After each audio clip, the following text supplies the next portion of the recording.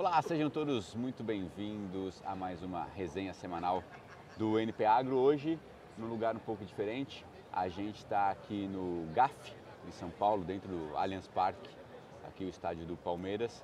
Como sempre, Fernando Lopes, para a gente comentar um pouco do que rolou ao longo dessa semana dentro do agronegócio. Fernando, o que tivemos aí de novo? Em primeiro lugar, é uma honra estar aqui no estádio do seu Palmeiras, né, o Inácio? Deixar isso tudo muito bem claro. Um evento muito bacana aqui, quinta e sexta, daqui a pouco a gente fala um pouco mais dele. Eu acho que eu queria começar falando um pouco dos movimentos dos grandes frigoríficos, né? Eu acho que foi uma semana em que a gente teve o CAD aprovando a incorporação das ações da BRF pela Marfrig, né? Teremos a MBRF, escrevemos sobre isso, você fez matéria sobre isso, então o CAD aprovou, sem restrições. Sem restrições. Não tinha muito por que não ser, Complementar, uma coisa né? bastante complementar, não tem uma concorrência direta ali, né?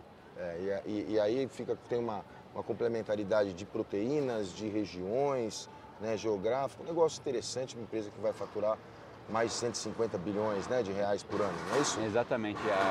Eu acho que é um negócio que fazia todo sentido já, né? Outras empresas como a JBS já buscaram isso anos atrás, aí de ter essa diversidade tanto de proteínas quanto de regiões, como você falou, que ajuda a minimizar riscos, né? Então, se você tem uma proteína indo bem, a outra vai mal, uma região vai melhor do que a outra e a coisa acaba se equilibrando, né? O mercado, de modo geral, gosta desse tipo de estratégia. Não, Então perfeito. o CAD não tinha muito por que não aprovar, está tudo dentro do esperado. Você citou a JBS está ali no meio do processo da sua dupla listagem, então hoje é sexta-feira, dia 6, né? Nós estamos falando aqui, são 10:02 da manhã, a hora que a gente está gravando. Hoje é o último dia, então, de negociações das ações da JBS na B3, né? Na B3. A partir de segunda-feira, nós vamos ter BDRs. E aí tem toda lá um esquema de conversão, etc. Isso, não vamos entrar nisso aqui agora, mas então hoje é o último dia de negociações das ações da JBS na B3. No dia 12, as ações começam a ser negociadas na Bolsa de Nova York. É a dupla listagem, é aquele plano. Finalmente, né? Finalmente, 10 anos depois. Muitos anos depois. E a ideia é aquela, né? Quer dizer, tornar a empresa com uma visibilidade maior no mercado internacional, atrair novos investidores, destravar o valor das ações. A JBS tem muita confiança de que vai conseguir realmente destravar o valor da empresa com essa dupla listagem. Então o processo está se encaminhando para o fim, finalmente, depois de 10 anos de planejamento. E esse é um movimento que muito provavelmente a nova MBRF vai seguir, né? Assim como a JBS, a maior parte da receita da Marfrig hoje vem da operação da National Beef lá nos Estados Unidos. Então, eles não dizem categoricamente que sim, mas ficou muito claro nas conversas que eles tiveram com a imprensa nessas últimas semanas que essa é uma ideia muito madura, já muito clara de que tem grande potencial para acontecer. Então, esse caminho que a JBS já tem trilhado, certamente vai ser seguido e em algum momento essas ações da MBRF também poderão ser listadas lá nos Estados Unidos. Muito bem, interessante. E aí nós tivemos para completar o movimento Minerva fez agora recentemente um aumento de capital, né, de até 2 bilhões, conseguiu levantar 1 bilhão e 800, se não estou muito errado, e com esses recursos fez uma recompra de bonds, complementou uma outra operação que eles já tinham feito em março. No total, então, eles fizeram uma recompra que deu mais ou menos 1 bilhão e 800 de reais, e tudo isso para reduzir a alavancagem, né? De novo, né, como todo mundo conversa com todo mundo, o que acontece? A Minerva comprou os ativos da Marfrig. Exato. E são 13 plantas, Brasil, Argentina, Paraguai, América do Sul toda. 7,5 bi, se não estou muito errado, de reais também. E isso levou a alavancagem da empresa lá em cima. A Minerva tem um objetivo e tá no meio do processo de redução dessa alavancagem. Para isso fez um aumento de capital. E aí agora essa semana anunciou a recompra mais uma recompra de bonds. E essa, né? alavancagem, e essa alavancagem da Minerva, assim, a Minerva entre as três, né, entre essas três empresas, a Minerva sempre foi a que teve os índices de alavancagem mais baixos, né?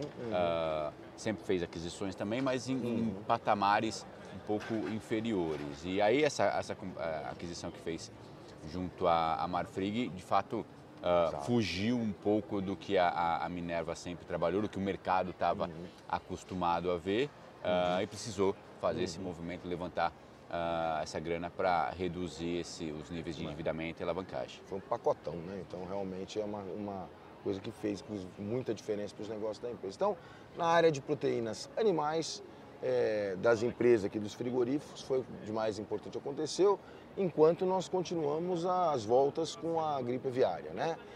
Seus reflexos negativos, mercados fechados, o efeito, como a gente já sabia que ia acontecer, o efeito nas exportações de maio ainda foi pequeno. Foi no meio do mês, né? Porque foi no meio do mês, você tem muita carga que já estava sendo enviada, aquela coisa toda e tal. Então, em maio, estão saindo os dados hoje, sexta-feira, dia 6, estão saindo os dados, mas eu acho assim, é preciso um pouco de cautela, porque é de se esperar um impacto maior no número que virá o número de junho, né? Enfim, então continua. Não tivemos outros casos confirmados, né? Não, nenhum. Em granja comercial, tivemos em Silvestre, mas em comercial nenhum caso. Então nós estamos naquela fase de vazio, mas nem por isso as coisas estão tranquilas, né, Anjo? Exato, porque o pacote de contingenciamento que o governo federal anunciou para todos os ministérios pegou o Ministério da Agricultura também, né? Não era. E que momento, né? Que momento para pegar o Ministério da Agricultura, né? Tem certas coisas que acontecem que você fala, pô, podia ser um pouquinho diferente, né? Essa estratégia. Assim. Mas, enfim, até agora, o Ministério vinha trabalhando, já se tinha se perguntado se seria necessário algum tipo de aporte no Ministério da Agricultura para fortalecer a defesa sanitária, agropecuária, né? Na época, quando o caso da gripe aviária em Montenegro surgiu, o Fávaro, né, o ministro Carlos Fávaro, ele foi categórico e falou assim, não, por enquanto não precisa, o dinheiro que a gente tem orçado para isso é suficiente, então a gente não vai precisar de nenhum tipo de aporte extra no Ministério. Porém, veio o contingenciamento, o corte de gastos anunciados aí na semana passada. Aí, quando cortou os gastos, aí mexeu, aí impactou e o próprio ministro falou assim, corre-se o risco da defesa, do trabalho de defesa que sempre foi feito, ter algum tipo de impacto, ser prejudicado de alguma forma. E a gente não pode deixar isso acontecer nesse momento que a gente está. Pois então. Né? E aí o que o Ministério fez para tentar evitar que esse tipo de prejuízo aconteça foi pedir um recurso extra, né? Um recurso extraordinário via uma medida provisória que já foi encaminhada para a Casa Civil e que tudo indica que vai ser aprovada, vai passar, porque de fato é uma situação crítica. Lembrando que a gente não tem só o caso de gripe aviária como crise sanitária. Existe também o caso de cacau, existe vassoura de bruxa na mandioca, existe também algum outro caso com a produção de carambola. Então, esse dinheiro não é só, estamos falando de 135 milhões de reais extras que foram pedidos pelo Ministério da Agricultura.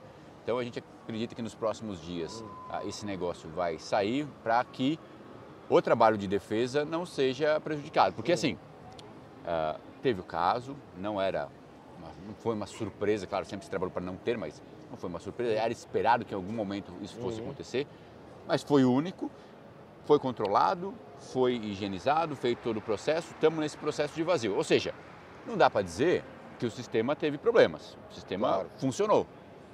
Funcionou com o recurso que existia. Agora, você tirar o recurso no meio do caminho é algo que não é um momento complexo. Eu tive um chefe que ele falava nessas situações, ele falava assim, é fogo no boné do guarda. É isso. É o fim do mundo estar tendo essa discussão num momento em que a gente passa por um problema como um problema grave, como é a gripe aviária, que precisa ser controlado. Enfim, já tivemos esses mesmos contingenciamentos para a defesa agropecuária em vários outros governos. Desde 2000 a gente está acompanhando isso e volta e meia, quando tem que cortar, corta da defesa agropecuária. Tomara que seja recomposto logo esse orçamento para que a gente não corra nenhum riscos tipo de desnecessários, não é isso? É porque você economiza de um lado, né, Lógico. cortando o gasto, e depois perde uma potencial receita com exportação que viria porque você descuidou, afrouxou um pouco a corda ali para esse trabalho de defesa.